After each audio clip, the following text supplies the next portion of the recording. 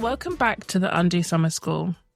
We're still in the us section, and this is the part of the series where it's all about how we lead, how we manage, and how we support and show up with and for others. It's, the human stuff. The stuff that makes all the difference between someone surviving a workplace and someone thriving in it. And today's episode is called Be the Human in the Room, and it is all about empathy. Not as a personality trait, not as a nice to have, but as a fundamental skill, and one that enables trust, collaboration, inclusion, and real leadership. So let's unpick what empathy really means, what gets in the way of it, and how you can build it into your everyday work with intention. Okay, so our heart lesson today, why empathy matters. Let me tell you a story. Several years ago, someone I love more than anything in the world became very unwell very suddenly. I got the call and I rushed to be by their side. It was terrifying. Those early days were a blur of hospital corridors, difficult news, and holding on to hope with everything I had. It was like I was grieving, but they were still alive, so I couldn't fall apart. I had to be strong. But I couldn't sleep. I was sick with fear. My world was turned upside down in the blink of an eye. And in the middle of all that, just a few days into this life-shattering experience, I got a call from my then manager. Not to check in on how I was, not to say that they and the team were thinking about me, but to pass on a question from someone more senior. When will you be back? There was no softness, no support, just a deadline hanging in the air. And it crushed me. When I did return, which was way sooner than I should have, the frostiness continued. I wasn't greeted. I wasn't really acknowledged. The silence said everything. Your personal life is inconvenient. Your pain is irrelevant here. Adding that to the experience broke something in me.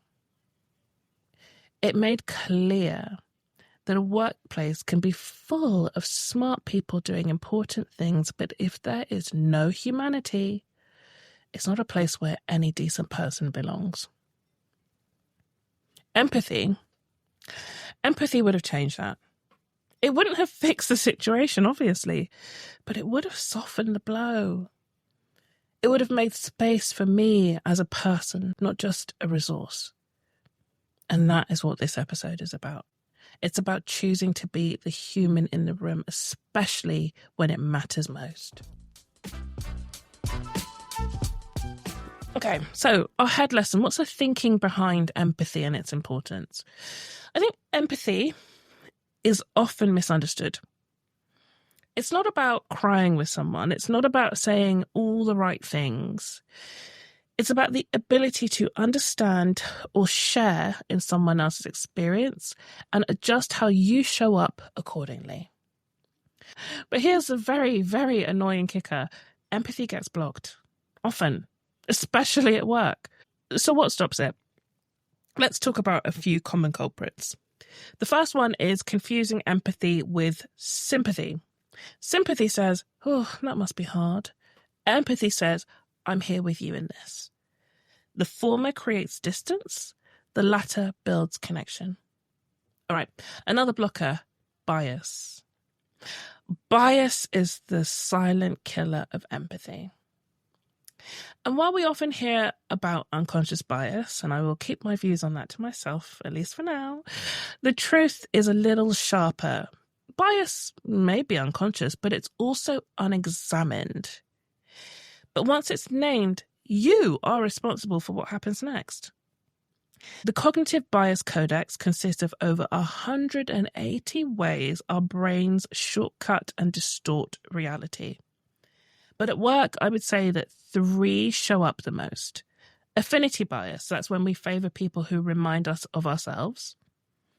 Attribution bias, that's when we excuse our own missteps but blame others for theirs. And confirmation bias, which is when we seek evidence that supports what we already believe. Empathy helps us interrupt these patterns. It slows that spin that can happen in our minds because it invites curiosity over assumption. If we're honest with ourselves, we know that empathy doesn't flourish in organizations where people are punished for vulnerability or rewarded for speed or expected to perform through pain. So no matter what, culture matters. And sticking on that theme of unconscious bias, I'll say it. Unconscious bias training isn't enough. It raises awareness, sure. But too often, it just becomes a tick box exercise. So people go through the training and suddenly, I didn't mean to, becomes a get out of jail free card. It's not about I didn't mean to. It's about I'll do better. I will make the change. So yeah, there you go. That's a very, very light touch of my views on unconscious bias, but I'll leave it there. DM me if you want to really get into it. Now, another thing here about empathy is that it is essential when we think about inclusion. Now, I'm going to ignore all of the zeitgeisty BS about DEI, right? Let's just agree between you and me that we believe in DEI, all right? Okay, good. Now, diversity on its own doesn't guarantee equity. It doesn't guarantee a sense of belonging for everybody. Empathy is how we meet people across our differences with understanding, with adaptability, with care and consideration. So think about some examples here. You might have a neurodivergent colleague who prefers written communication. You might have a first-gen professional who's never learned the unspoken rules of the boardroom. You might have a working parent or carer who's trying to juggle life in ways that you can't see.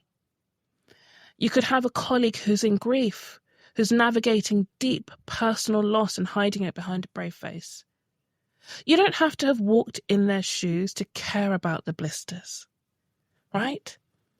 And there's a business case too. There are countless studies. In fact, I think one of the biggest one is one by McKinsey that show that diverse teams outperform commercially, but only when inclusive practices are in place. And empathy is one of those practices that enables performance. Okay, so we're on to now our hands lesson. What do we do? What does it look like to be the human in the room? So here's how we can start practicing empathy at work. 1, start with presence. You can't be empathetic if you're not present. Put your phone down, make eye contact. Listen like it matters, because it does. 2, ask real questions. Skip the how are you autopilot. So maybe you can try something like, how's your energy today? Is there anything that would help you feel more supported this week? Is there anything you would like me to know before we dive in? And mean it. Don't just say it for saying's sake. Mean it. 3, don't rush to rescue. When someone shares something tough, resist the urge to fix it or immediately reframe it for them. Sometimes the best thing that you can say is, thank you for telling me, or that sounds incredibly hard, and I'm here. Let me know what you need. 4, adapt across differences. If somebody seems disengaged, ask why instead of assuming you know. Offer written follow-ups to verbal communication. Give people time to think. Just make space for different ways of contributing. We don't all think the same, right? So just allow some space for that. 5, notice your reactions. Are you feeling annoyed or disconnected? Ask yourself, what's underneath this feeling? Am I reacting to them or to something that this situation reminds me of? Might bias be at play here? So pause before judging. And I mean judging others, sure, but also before judging yourself. Curiosity is empathy's best friend, so be curious about the why. Now, if you are a leader at your workplace, there's another layer that I'd like to add here. Make empathy your default, not your emergency protocol when it comes to leading your team. If someone is off their game, start with true concern. When you're asking someone to stretch, when you're giving them a stretch goal, also ask them what they need to get there. Don't leave them out in the cold. Don't throw them in the deep end. And when you're celebrating wins, just try and keep in mind who hasn't been seen or celebrated. All right? Empathy isn't weakness. It's a very real type of wisdom. And in the right hands, your hands, it's culture shifting. Okay? So this is another thing that I offer training on. So again, if it's something that you would like to do or dive deeper into with your teams or in your workplace, then head to thisisworkwell.com/work with us so that we can, build a workplace that doesn't just get the work done, but cares about the people who do it. Okay, that's it for this week. I look forward to seeing you again next Monday. Have a good week.